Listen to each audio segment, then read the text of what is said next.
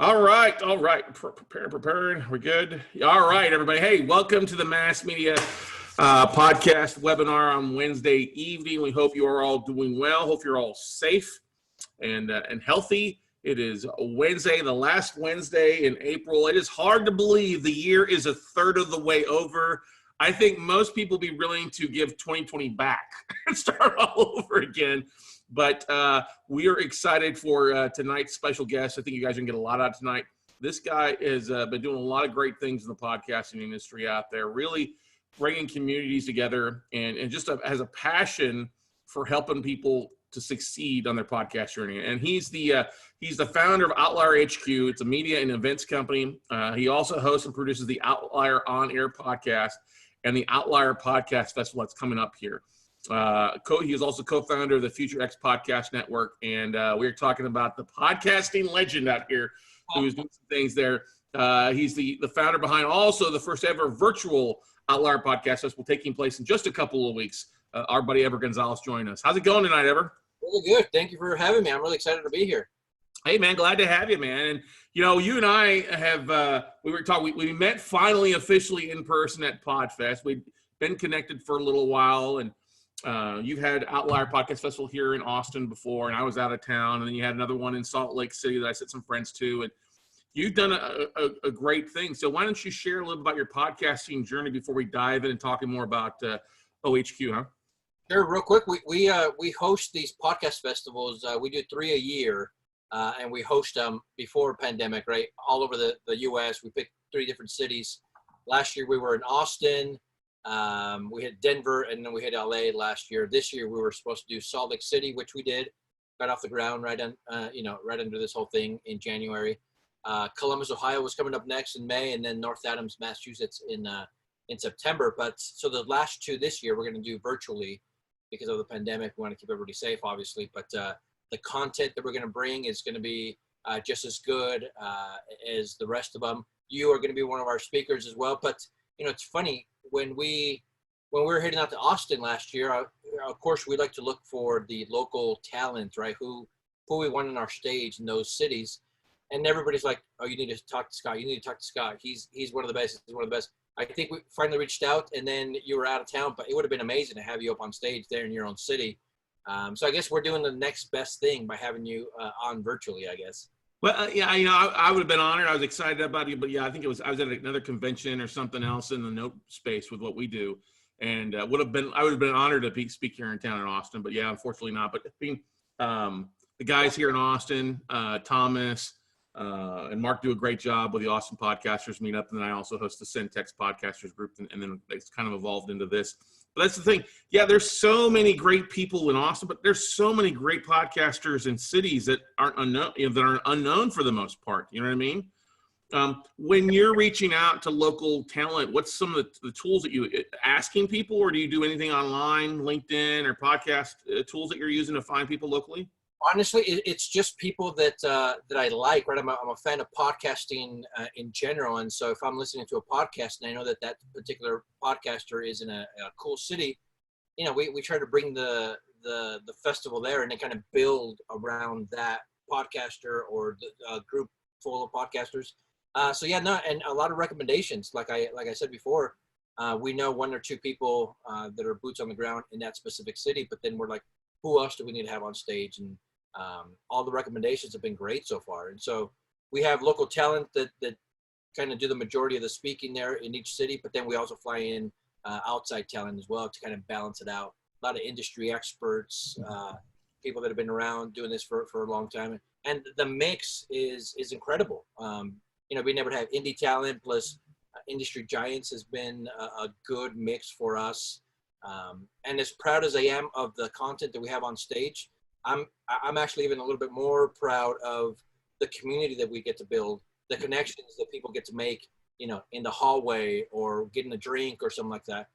People come back and say, hey man, I met my future partner. I met somebody that I haven't talked to in a long time, whatever. Like I'm happy with that. And that's the beautiful thing I love about podcasting is a total really warm natured environment for the most part. I mean, we're all competitive. We all want more downloads. We all want more subscribers. We all want to expand our audience.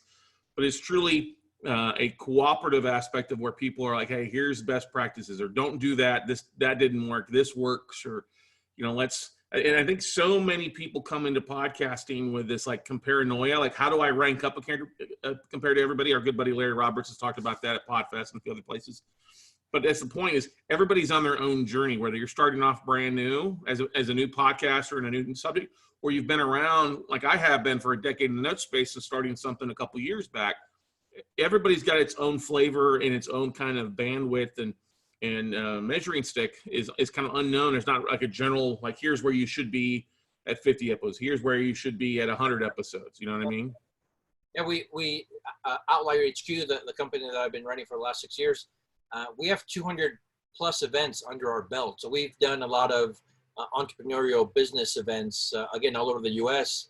And then when we kind of started to shift focus to podcasting specifically, it's almost like night and day, right? There is a lot of competitiveness in entrepreneurship, the startup scene, which is great. I'm all for it. Let's do this. But the podcasting scene feels a lot more, like you're saying, like a community. I'm still very competitive, but I don't feel like I'm competing with you for downloads or for sponsorships. It feels like there's enough out there, and if you're doing your own thing, it's going to work. And I haven't met anybody that's, kind of keeping everything to themselves, not giving away advice or knowledge. Everybody, for the most part, has been very, very open. And I'm excited about that. That says something about the podcasters that we have in the community all over the US, all over the world, actually. Yeah, exactly. I coined a term in our note space industry a couple years back called co-opetition. Right. Competitive, but we're all cooperating, working together. You can use that. You got to give me credit 3 times. All right, Ever? That's right. Hashtag co-opetition, exactly. For those that are watching live, I would love before we do as we get to later questions or things like that, if you wouldn't mind taking a second, if you're on here and typing in the comments or the chat roll, if you've got a podcast and what the podcast is about, or the podcast name. So if you've got a podcast, tell us what your name and how long you've been podcasting, because I've got a couple questions that we'll want to open up later on here for a second. But I'd love to see you, because I see a few people on here that I know that have podcasts, a couple of people that maybe are just listening in for the first time. So Lorianne Vaughn says, best community for sure, very generous people when it comes to podcasting. Would agree to that. Now, with you doing so many different events, and let's start it off on new, and then we'll add a little bit more experience, and then those that have been around for a while. What are the biggest mistakes that you see ever from new podcasters making, or that they come up to you and ask you as you're putting on your events? Yeah,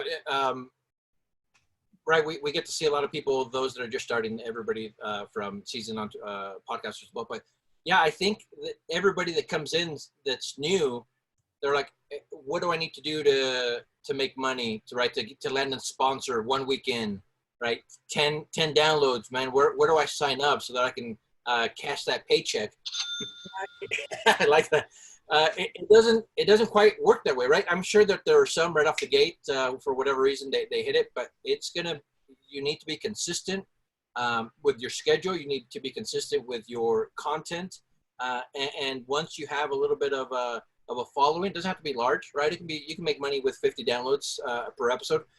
You just have to be smart about it. But I think a lot of people come in and they fade out quick because they're not making that cash right away. And so we try to tell people, take it slow. Make sure you know what your podcast is, who your audience is, and then go from there. And I'm all for making money and having people make money, but it's not going to be day one, right away. And so I think trying to have expectations met early on and being realistic about what's going to happen, that's one of the things that we see right away. Yeah, I would agree to that. Like, oh, hey, I want to do the least amount to make the most. And it's the other way. You got to do the most to start making something. You've got to really kind of stick with it. I know they recently announced that we're excited to see over 1 million podcasts out there. But I honestly, it's still roughly the same ratio. 25 to 30% of those are really still the only ones that are producing content over the last 90 days or 6 months for the most part. A lot of people fade off. And a lot of people say, 1 million podcasts, it's oversaturated, I don't want to do it. But like, even though they say, everybody's doing a podcast, it might feel that way, but it's still very new, very niche compared to all the blogs, all the websites, everything else that's going on.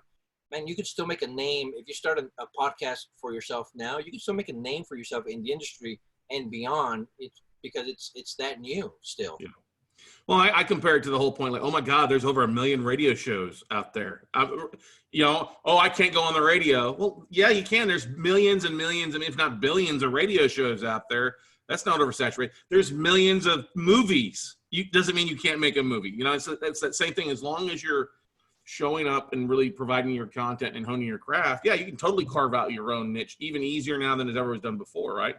And you don't have to worry about, you're not going to be the next Joe Rogan. Don't try to be the next Joe Rogan, right? You, for example, your show, the real estate show, man, it's very niche, right? Yeah. And your followers there are, your downloads are consistent, right? They keep growing, I'm assuming, but it's for a specific group and you are catering to them and they are listening to you. You're consulting with them. That's perfect. I don't care what it is you want to talk about, history or knitting, whatever it is, do it and do it well. And don't expect huge numbers, especially in the beginning. And if you're okay with that, it's okay. I would rather have, 1,000 people that love my stuff than to have 20,000 people that are like, about my stuff, right? And if you look at it that way, it's going to work. It's definitely going to work.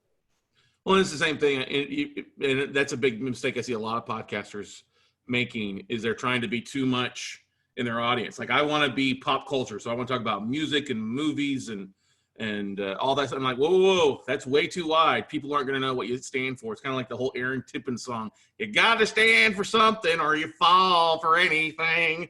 I won't be singing anymore, but anyway. Ooh, nice. I love it. This is not a karaoke podcast, but anyway. But that's the point, is pick something where it's small, like David Schreiner-Kahn, who mentioned on here. He's got a very niche podcast, Smashing the Plateau and Going Solo. Especially Going Solo is a show's designed for those that are a little bit more seasoned, that are having to find their way in the workplace for the most part. It's not going to be a 35-year-old listener. My show's not going to be primarily a 25-year-old listener. It's going to be more 35 to 65. So the more you get to know Eric Dickey on here. Eric's from Dallas, Texas. He's got 2 podcasts, Big Man in Training, and a new one he's launching this next week, Unveiling the Paranormal. Okay, very nice. Love it. Very nice. Love that. We had on a few minutes ago, I don't know if she's back on here right now, we've got a psychic who has a podcast, who's been celebrating her 9-year anniversary of podcasting. So that's the thing. Whatever your flavor is, whatever your niche, whatever your freak, share it. You know what I mean? Be what it is, and communicate it, because there's plenty of people out there that need to hear the message. Now, let's bring it back a little bit here. With Outlier, what are you seeing? Because you got a 3-day event, Tuesday, Wednesday, Thursday, right? Wednesday, Thursday, Friday, yeah. All right, Wednesday, Thursday, Friday, 13th through the 15th. Let's get the dates right first. That's the most important thing, right? And it's 3 full days of online all day long for the most part, right, Ever? Yeah, we switched it up a little bit. When we do the in-person events, we do Friday night. So we start about 6 p.m. Friday nights, go all night, have a little bit of a party that night. And then we go all day Saturday when we're doing these in-person events. But now we have the freedom to kind of do whatever we want because it's virtually, right? And so we have so much talent, so many people that want to speak and that I want on my stage that I'm like, I'm going to open it up for 3 full days, 8 o'clock to 6 o'clock, 3 full days of back to back to back speakers talking about different things. We have 4 different kind of tracks that we're focusing on, right? We're talking about storytelling, community, marketing and monetization, and tech and innovation. So all of the sessions fall under one of those things. And so if you want to be a better storyteller, we have enough sessions on that. Building the community, we have sessions on building the community. And so it's one of those things that we're very excited about. And so, yeah, I think 3 full days of people kind of being on there doing their thing is very exciting to us. Yeah, and I went ahead and for those that are watching, you should be able to see, I pulled up the actual outlierpodfest.com, the schedule you've got outlined there for everybody so they can take a look. Really a very full schedule. You've got Claudia Higgins starting things off on Wednesday on the May 13th there. You've got Oliver Wellington, ways to promote your podcast. How to book television and media with our friend Laura Powers, who was just on here a few minutes ago. Daniel Hoogley talking about what are you waiting for getting started. John Kiernan, head of marketing at Podbean, using live streaming. I've been preaching live streaming your episodes, which helps out there. My friend Allison Medley, I think you're friends with her as well too. She's gonna be talking about how to put your sponsorship deck together, how to get paid to podcast. Adam Lewis Walker, who's also a friend of mine, how to get a TEDx from your podcast, which is great. Chris Hines talking about podcast marketing in the new year. Jenna Spinelli, I think that's how you pronounce the last name. Two other events for us, and of course we invited her back. She packs a punch for sure. Yeah, she does. Yeah. And then you got Kevin Goldberg going to be talking about how to become a friend or enemy of the podcast press. That's kind of funny. I'm looking forward to hearing that. Austin. Yeah, he is from Austin. Yeah, exactly. And then you got a couple of great things: immigration stories, 10K dollar day. I've listened to that with Allison Burns and Lulu Picard a couple times out there as well. That's a big sticky walking into the very first day with that stuff there, Ever. Yeah, and it's funny. I want to make a little bit of an announcement here on your show. We haven't really shared this. Something that we decided on early on. If you go up to the top and you go to what is it? Let's go to register today. Our live events are anywhere from $150 to $200. This event here we were going to do at $79. We brought it down to $50, but it just didn't sit right for a little while. Having people pay $50 for something like this, although I think it's worth a lot more. Right. We pay as much as you want. Oh wow. The pandemic, and because people aren't, a lot of people aren't bringing in the paychecks like they used to.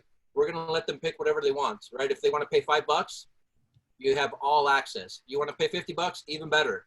But I don't want this anywhere from $50 to $5 to keep you from listening to all of these great speakers, because you're going to learn a lot of great stuff. You can be able to grow your podcast or start your podcast or monetize your podcast, whatever it is. And I think that's going to help. And so, yeah, we, the team and I, Ariel, Nissan Black, who's one of the partners here, we decided to kind of go pay as much as you want, just because it just feels weird kind of charging right now when so many are out of work.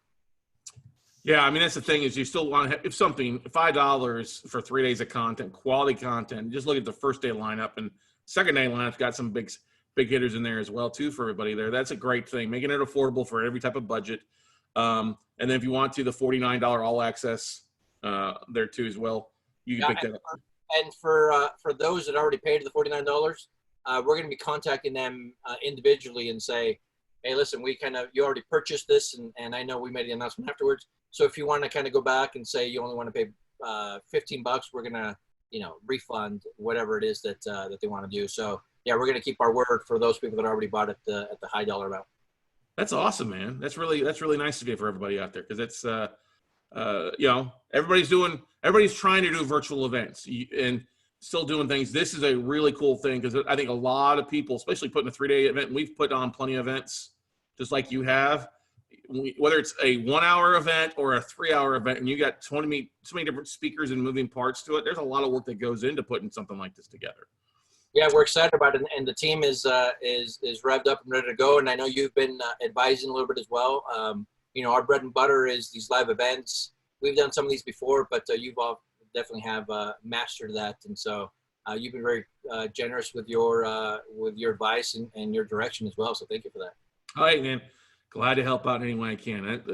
I've probably been on the phone with probably 30 different promoters of different events, helping them put their event together. I think Jim Ross has been on here. I've talked some time with him about his event, and then the Peace and Pivot Summit that was on, and then some others have been around. We've done our share of online events. We got one coming up from the note industry as well here in a couple of weeks. But the thing is people, if we're stuck in our houses, you want to stay entertained. And I love going back to your schedule. You've got a very good wealth of information here from everybody that's speaking. People will not be bored at all on these things, because these are right at 50 minutes to an hour long sessions. Is that correct? Yeah, we schedule them at an hour, but they'll go from 30 minutes to 45 minutes with Q&A. And I don't know, man, we're just really excited about everybody that has come on board to speak, and everybody that's kind of given us love through ticket sales and our sponsors as well. That's, it's not easy for them either to be able to kind of, they signed up for something and they were expecting in person, but all of them have been very nice and very good about being, we support it no matter what. Let's do this. And so a big shout out to our sponsors as well. Yeah, definitely. You've got, I'm sure Blueberry is a sponsor with Todd Cochran there. He's a hoot and a handy to listen to. But you never know with that guy, and that's what I love about him. I spent some time with him recently at the Spark Podcast Convention, and his show that he does with the guy from Lisbon is definitely well worth listening to. Todd's very, very passionate about your rights as a podcaster and your rights to your information or not sharing of your information from some of the different networks out there. So, yeah, on day 2, you've got him kicking things off. You got Lisa Orkin coming in, which I love, Tricks of Writing Killer Dialogue and Directing Actors for Fiction podcasters. Katie DeFourier with how to lessons from learning from creating a podcast network. Now you've done that as well too. Don't you have a podcast network that you've put together, right? Or no? Am I wrong on thinking that? FutureX Podcast Network. Okay. We talk about everything around it is focused on the future of everything, right? So we have the future of education, the future of food, future of activism. We're just futurist stuff, and that's outside of the Outlier umbrella, but it's something that I'm passionate about as well. Cool. Well, I'm gonna pick your brain on that in a little bit here in a second. Okay. We got Jeff Umbro from 5 Tiers of Audience Growth, The Secrets of Listener Acquisition Flow with Mark Esquith. This idiot here talking about how to use LinkedIn to grow your podcast. And look, you're sandwiched in between 2 powerhouses right there with Laura and Mark. Wait a second now. Maybe they're sandwiched around me. The thorns around the rose. Let's get that right, okay? I love it. No, you're 100% right, Mark and Laura Cathart Robbins, both big podcasters. How to get your guests to say yes is something we're all looking for. And then Courtney Misch of Cult of Domesticity is going to be a good one. And then, of course, in the evening, you've got Stephanie Paul. And, of course, the drum roll for your big keynote, Mr. Pat Flynn, joined there, How to Use Podcasts to Write Business Growth on Autopilot. So day 2 is a big bang there for. Oh, well, I forgot. Sorry, I didn't want to take anything from Mr. Mark Gatlin as well, too, with Fusebox there. And Matt are partners at Fusebox, and they're doing some cool stuff in the podcasting industry as well. And obviously, Pat Flynn from the very beginning has been doing this right. So yeah, having him on board was very exciting. Yeah, that's a great thing. That's great, and that's the beautiful thing about a virtual event. People can join in from all across the country. I mean, just like there are tonight. I mean, are you in Utah still? I know that you're working through selling a house or something like that, right? Ever? Yeah, Southern Utah. So, I'm in Austin, Texas. We got people in New York. We got people in Utah as well. Other places out there, California as well joining it. So day 3, another powerful day out there. How to Walk with Your Why and Power with Christina Barcy. That'll be a good one. 10 key steps to creating a killer brand for your podcast. Fatima Zeta, I'm so looking forward to this session. She's the CEO of Quill Inc. Her and I've shared some emails. And you've had her speak before, though, at Outlier, right? Salt City. Yeah. Then you've got Eric Newsman, A Creator's Guide to Podcasting and Great Audio Storytelling. After that is Jordan Guest-Poor, How to Bring a Community Together to Build a Podcast. That's something that we all should be focused on, is building a community around what's going on. With Jordan, she's bringing the heat out of New York City. Has a journalistic background. She's going to do great. Yeah, definitely. Harry Duran from Fullcast, making the most of your marketing with automation and repurposing. That'll be good. Cody Boyce coming on from Crate Media. Ariel Nizenblatt, she's the founder of Earbuds Podcast Collective. We'll talk about newsletters. And then, of course, the man, the myth, the legend, the guy that you're hearing from right now, talking about the power of micro events. I'm really looking forward to your session on there. Then we got to wrap it up with Jacqueline Schiff, how to leverage your content to make your podcast more discoverable. So huge and rock star lineup there, Ever. Really, hang on, I got to put this down here. We got to give applauses for the schedule there, man. Love it. Yeah, and these they're going to be obviously they can tune in at those times for each individual session, but those that register are going to have it for playback for evergreen for as long as they want. Now, is this time Central, Mountain, Pacific? What time is this? It's Mountain Time. So it's local to you in Utah. All right. So if you're in Central Standard, it's an hour later. If you're in the East Coast, it's 2 hours later. If you're California, it's an hour earlier for everybody out there. Sure, I think it gives you the time wherever you are. Yeah. There you go. Perfect. Now, you mentioned sponsors. You got sponsors up here somewhere, or we can talk about in the front page or on the home page. Okay, there we go. Yeah, so if you go up a little bit. Oh, there we go.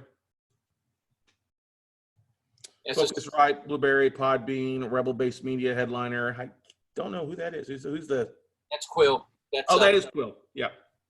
Duh. It looks like it right there. Questions from you guys that are watching here. Any questions about what's going on at Outlier Podfest? You guys want to write those in the chat roll? Comments in there for you. Let's see. While they're doing that, we're also having a podcast pitch competition. We do this live every time. Anybody that wants to start a show or has a show that's 6 months or less, they send in their application. We have a group of independent judges that they're going to pick the 5 finalists, and then now that we're doing it virtually, they're going to do it virtually in our group, Outlier Podcast Festival, and the judges are going to give them, and so we're giving away a Heil PR40 microphone, some production services, and we're collecting a few other goodies as well to kind of give away to the winners. And that's always fun. 2 minutes to pitch their idea, 3 minutes of Q&A. And so we still have a few openings left. And so if you guys are available that are listening, send us an email, ever@outlierhq.com. That's awesome.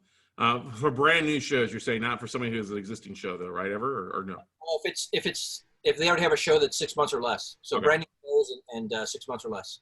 Good stuff there. Jim Ross says, fellow Utah, he says, just registered, looks like an amazing event. There you go.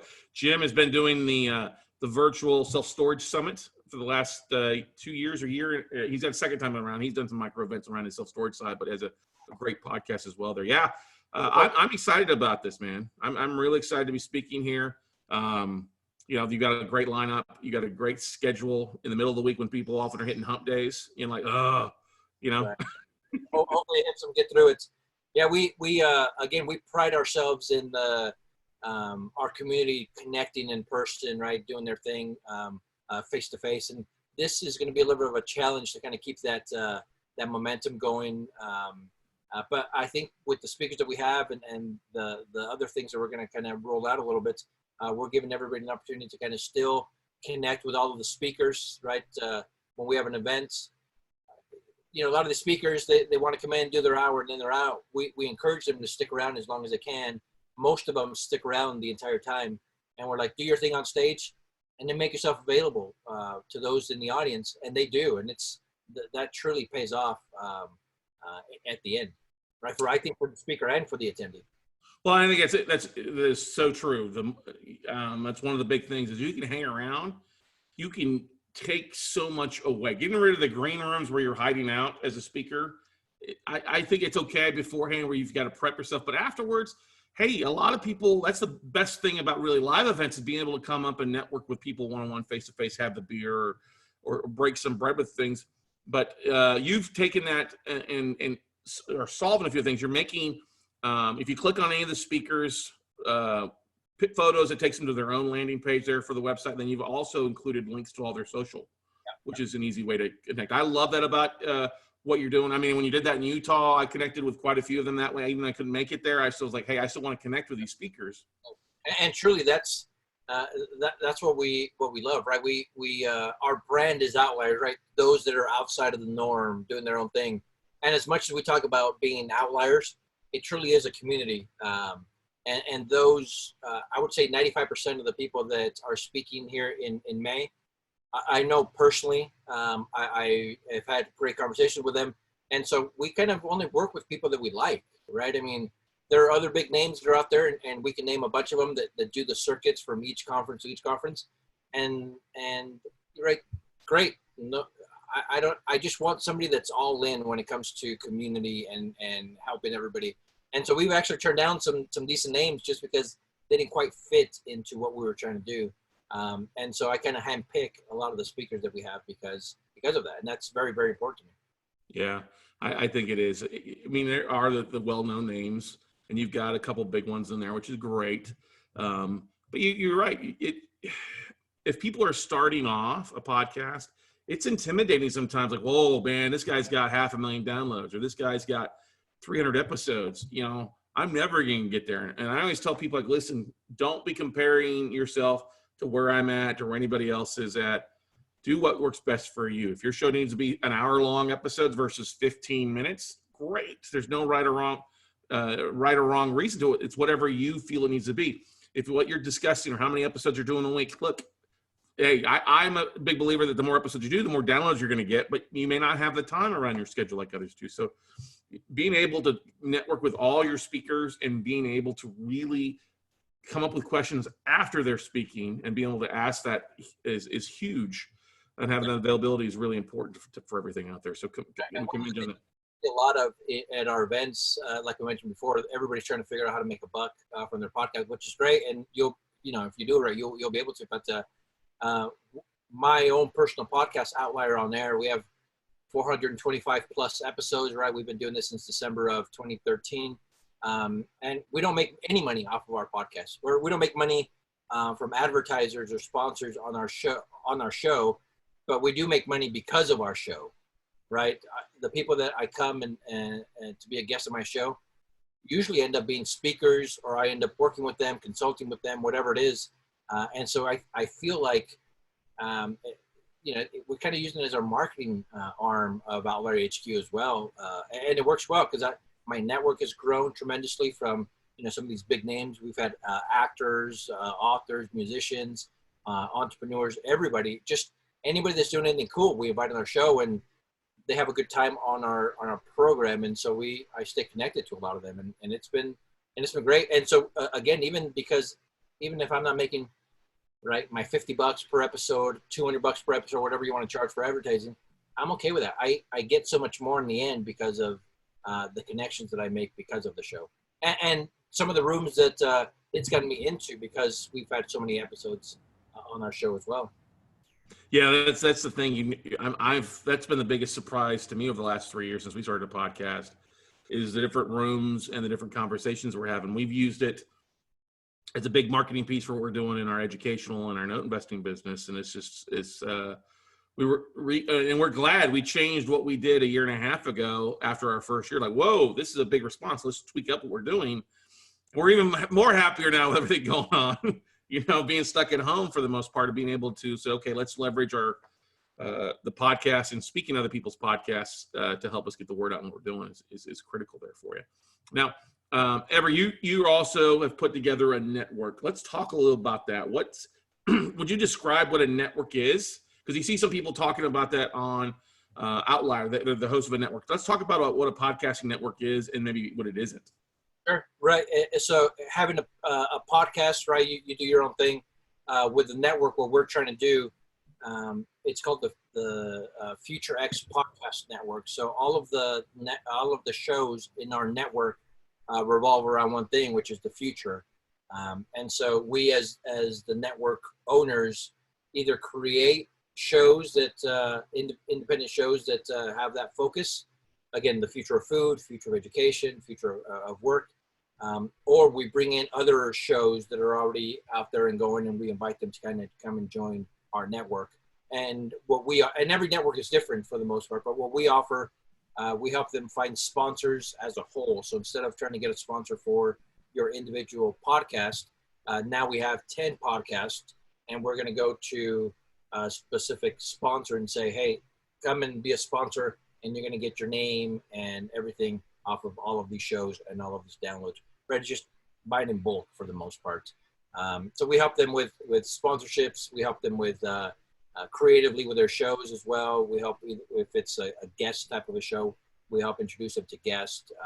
And so we're just trying to help them in any way they can. Some PR, some writing, some sound as well. And so we go from there and kind of try to take them to the next level. Now everybody in that network is going to grow because now they're kind of working together, and we cross promote all the time as well. And it's been fun. Yeah. FutureX.fm. If you guys are interested. And it's we've been doing it for a year now. We We have some shows in production that we're creating ourselves, and other shows that we're negotiating with as well to kind of bring into our network. And again, sometimes it's free of charge. Sometimes networks charge to be a part of this and the things that they offer. We charge a small amount for some of the work that we do, but I'd like to think that at the end of the day, it's they benefit from the things that we're able to offer as a whole, as a network. Well, and that's an important thing too, because if you're going out and getting sponsors or advertisers, there's a cost for you guys doing that and putting the groundwork in, the time, the putting the ad, the copy, coordinating with the sponsors to make sure everything's being done properly and kind of going from there. Now, are your members, are they all audio? Are they both audio, video, or some just video? What's kind of the mixture of that? It's all audio for the network for now. We do have a video component that we're going to be pushing out here in just a bit, but as of right now, the 4 big shows that we have, Future Activism, Future EDU Education, they're all doing audio, but we want to put in a component for video as well. Because, video is still a big part of what we're doing, right? We live online, and as much as when people are jogging or working out, it's in their ear, but video still goes a long way. And so we're going to incorporate a lot of that into our network. Yeah, that definitely does. I mean, I know it's huge. We were doing video before we were doing a podcast, and I think it helped us build an audience well beforehand, so that when we did add the audio side of it, or the podcast side of it, it really helped a lot of our existing database, existing members and followers, make it an easy transition for them. Yeah, and it's not always easy, but I think it's worth it. Audio, for the most part, it's, podcasting, low barrier of entry, right? So anybody can do it, but if you want to do it well, again, you have to be consistent. You have to get decent equipment. It doesn't have to be expensive equipment, because people are kind of inviting you into their literally ears, right? Into their brain to hear your show. Yeah, exactly. It's a responsibility. And if it's not working well, I'm out, right? There's so many great shows that if it doesn't sound right, I can put up with some stuff here and there if it's great content, but for the most part, nobody's gonna sit around with staticky audio for the most part. Yeah, that's the kiss of death. if you don't take the time to make sure the audio is good, video can be a little fuzzy if we've got a bad internet connection, and that's some people are using tools. I mean, I think Skype was a big thing that people liked a lot of, and it's been up and down. And there's other tools that come across like Zoom. We use Zoom a lot, or Zencastr, or GarageBand. There's all sorts of different tools to use, whatever fits into your budget, experience level too. It has got a whole lot simpler than it used to be a couple years ago, right? Well, a lot of companies, especially now, right? They're pumping out a lot of video, a lot of audio options. So there really is no excuse anymore. Yep. Now, let's say this is Utah starting to lighten up a little bit, starting to reopen the state a little bit like they're doing here in Texas? Yeah, I think for the most part, and Jim, I'm assuming you're up north, Salt Lake City area or somewhere up there. For us here in Southern Utah, it's been, I almost feel guilty because it hasn't been bad for us, right? I mean, I work from home. We homeschool our kids, and so that part of life is normal to us. The only thing that we kind of have missed a little bit are the restaurants, right? I mean, we like to go eat like everybody else. We like to go play, but other than that, it's been fine. And we ride bikes every day. We go to the park every day. Costco, right? They make you wear your mask, but overall, it's been pretty good here in Southern Utah. And again, I kind of feel guilty because of the way it is, but Salt Lake might be a little bit different, bigger city, right? But yeah, Southern Utah has been okay. Good. Now let's say, once we get through the virtual here in 2 weeks, what's the next phase? What's Outlier, doing next after the virtual event here in May? What are you thinking? Yeah, so we do 3 a year. We just had Salt Lake. We're going to do one in May, and then we're going to rev up our September one that was supposed to be in North Adams, Massachusetts. So we're going to have another virtual event. We're kind of writing off 2020 for our in-person events. I'm assuming that everything's going to be opening up for the most part towards the end of the year, but I'm not going to want to travel. People aren't going to want to go and be in big crowds as much as we miss, being around people. So yeah, we're just kind of writing it off, and we're looking at webinars that we haven't really done before, to kind of be a big part of Outlier in 2020. Again, not because they're not effective. They're great and they're easy to produce, but you can still have great content. But our bread and butter and our niche and what we did well was have these small festivals that people really, really enjoyed, right? We kind of felt like the Grateful Dead for a couple of years. People would come from, city to city to city. They follow us around just because they enjoyed the experience so much. And we capped it at about 250 attendees. After 250, we would cut it off. We wanted a smaller, more intimate setting, and that's worked well for us. But now that we're going to have this online, we're opening it up to everybody. And so there won't be a cap on who can attend these. But anyway, the rest of 2020, we're going to have a lot more webinars, a lot more stuff going on in our podcast groups to just help indie podcasters get off the ground. And I like introducing people to each other so they can kind of go off and do their own projects, or they can help each other in some way. And so there's going to be a lot more of that as well. Awesome. Well, I'm enjoying it and I love what you're doing, and I'm here to help in any way I can for that next one you have to with some things. And I've got some great things that has helped us with our online events for after it that we'll spend some time talking as well too here next couple days. What questions do you guys have or ever hear from them? We're moving to Austin after all this is over. We still plan on moving to Austin, so we're going to have a Liar Podcast Festival in Austin again. We totally will, and I guarantee you, I will be there with bells on and helping out with things like that too. And then I know Thomas and Mark Askew and stuff like them. Even I think you're friends with Moby as well too. We've got a good group here. Definitely, that will be glad to help out and do some things together. That's the thing that I love. Everybody coming together to help out and making good things and sharing our messages and sharing our experiences to helping everybody else kind of grow exponentially. Much easier rolling in the same direction versus rolling in different directions, right? Cool. Well, hey, Ever, any other questions from everybody out there? Jim, Joe, Lorianne, Nia, Steven, David, Eric out there? Let's throw this question here, Ever. What's one tool that you like using that maybe most people don't know about? Is there a tool or product that you use in your podcast or your podcasting network that most people don't know about? I don't know if it's people don't know about it, but I like, for my editing, I like Hindenburg software editing. They easy to use, right? I don't consider myself, although we've learned quite a bit, I still don't consider myself an expert like some of these great editors that we have in these different groups. Yeah, but Hindenburg makes it easy for me. I'm able to record, able to edit, all that good stuff. I don't like to outsource it because I like it a specific way. But Hindenburg has been great for us. Yeah, I've seen it. I mean, I don't do my own editing. I outsource it. But I do know people that love it. I know Thomas Umstadt here in Austin is a big fan of that. And then he also did a demonstration somewhere. I did it in Houston at the Spark convention, and everybody's like, oh my God, that's so much easier. Lorraine, we saying trying to register it in some responsive. We're getting that because of the platform that we're using, unfortunately. So maybe I will put a link here as well so that you can use this one.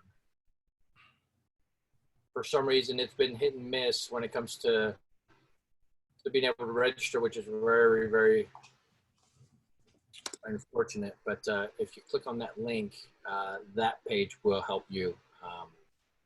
Okay. Jim asked a question. You briefly mentioned it for a moment tonight, but could you discuss a bit more about live casting your podcast? Yeah, for us, we like to go live on Facebook and YouTube. LinkedIn would be great if they ever approve us, and some of these other social media channels. But we use StreamYard to do it. We've done a Zoom before as well, and so we invite our guests. We give them the link. We record it from Zoom. You can send it to live stream it on Facebook. And I love the kind of like today, the adrenaline of being able to kind of go and not screwing it up and still being able to kind of have our own show.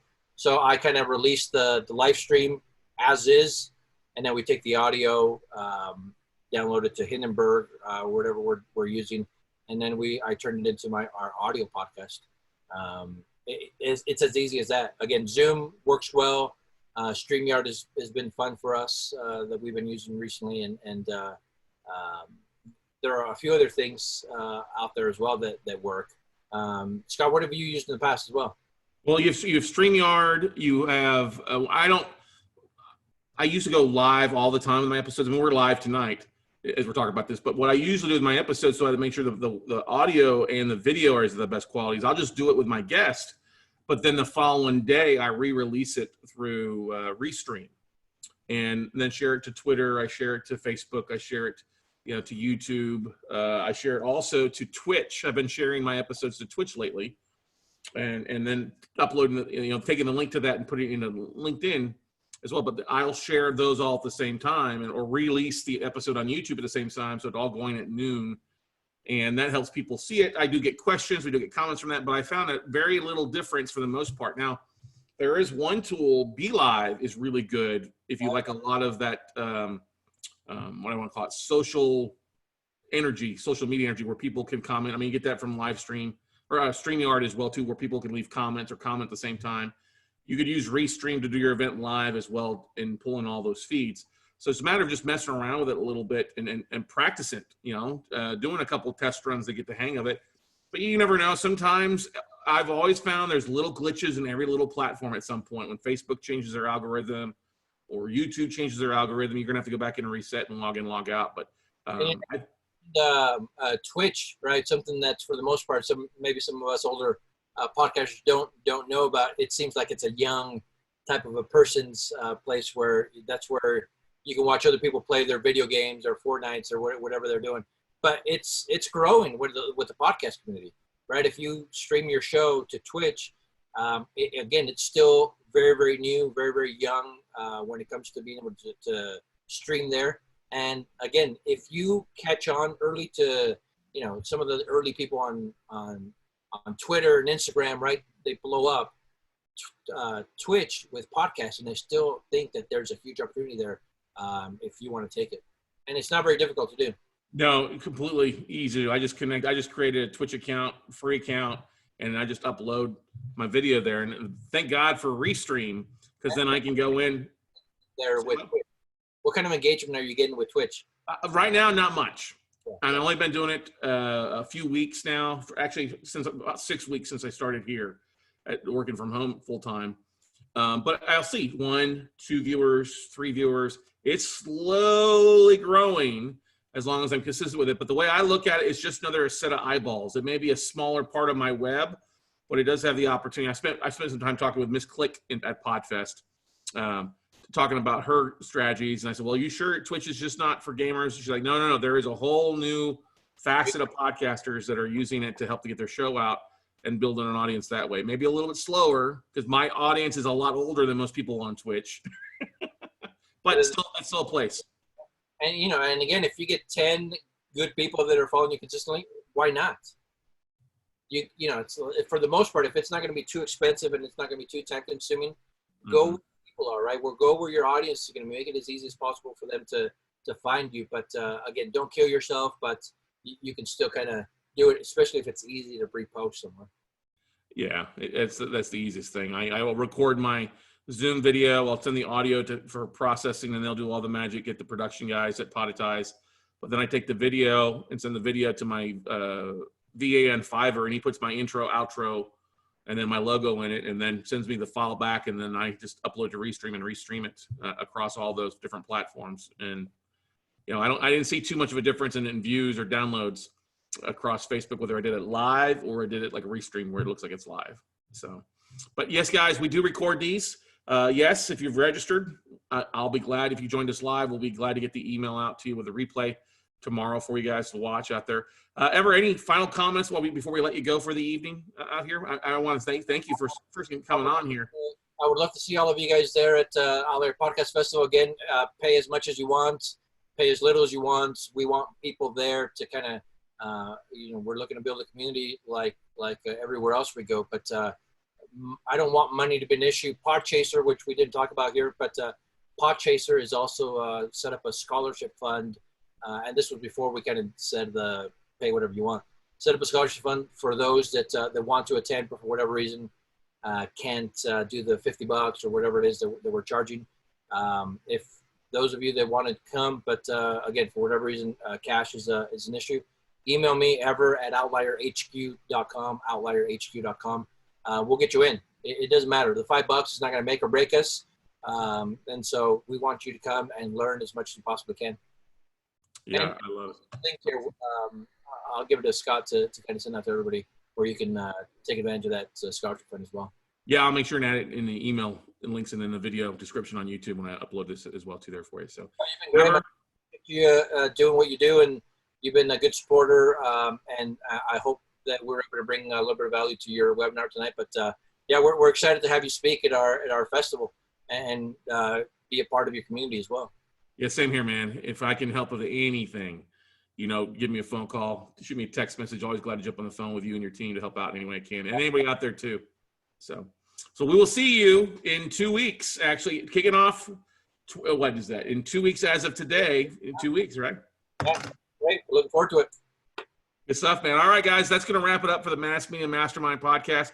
Like Ever said, don't let money be an issue. Check it out for as little as $5. And the content, you pick up one nugget from any of the speakers, it's worth the $5. I think it's worth the $49 for the All Access Pass. But hey, don't let that be an issue. Have a little bit of investment. I've always found when I paid for something, I always took it much more valuable than if it was a free thing.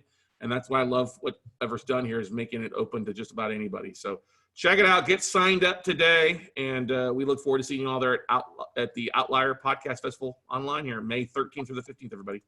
Thanks, guys. We'll see you.